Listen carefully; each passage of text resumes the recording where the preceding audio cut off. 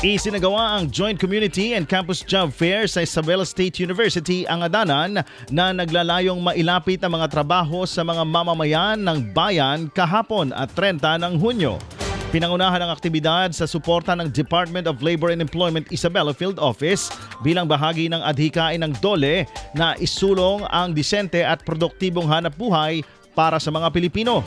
Ayon kay Labor and Employment Officer 2 Ralph Domingo, layunin ng programa na ilapit ang mga job opportunities sa komunidad upang magkaroon ng mas maraming pagkakataon ang mga naghahanap ng trabaho na makahanap ng disenteng kabuhayan at mapabuti ang kanilang kalidad ng pamumuhay. Umabot sa 66 na job seekers ang nakapagparehistro sa naturang job fair habang 13 employers ang lumahok at nag-alok ng kabuang 1,048 bakanting trabaho.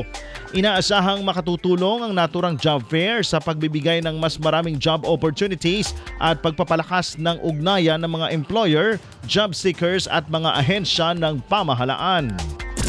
IFM News.